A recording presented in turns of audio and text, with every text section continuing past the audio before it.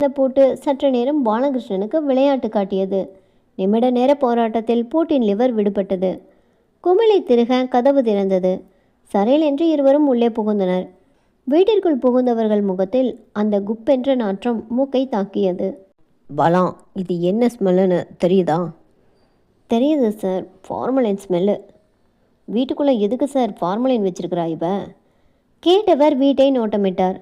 சற்று பெரிய ஹால், அடுத்து பெட்ரூம், அதற்கு சைடில் கிச்சன், அடுத்து ஒரு ரூம், அது பூட்டி இருந்தது. பாலா, அந்த பூட்டி இருக்கிற ரூமில் இருந்து தான் ஃபார்மலின் ஸ்மெல் வருது. அதை உங்கள் மாஸ்டர் கீ பஞ்சால தரங்க. பாலா மாற்றி மாற்றி சாவிகளை போட்டு சில நிமிடங்களில் அந்த ரூமை திறந்தார். சுவற்றில் தடவி ஸ்விட்சை ஆன் செய்தார். வெளிச்சம் பரவியது அறையில். அறையில் தட்டுமுட்டு சாமான்கள் இறைந்து கிடந்தது. சுவரில் செல்ஃப் தெரிந்தது. அதில் பெட்டிக்கடையில் மிட்டாய் வைக்கும் ஜாடிகள் வரிசையாக தெரிந்தது. அது சற்று வித்தியாசமாக தெரிந்தது ஹரிஹரனுக்கு. அந்த ஜாடியின் கருப்பு திரவத்திற்குள் எதுவோ மிதந்து கொண்டிருந்தது. அதை இன்னும் நெருக்கமாக கண்களை வைத்து பார்த்தவர் மின்சாரம் உடலில் பாய்ந்தது போல் அதிர்ந்து நிமிர்ந்தார். பாலா, கிட்ட வந்து இதை பாருங்க. அந்த கண்ணாடி ஜாடிகளை கூர்ந்து பார்த்த அவரும் அதிர்ந்தார்.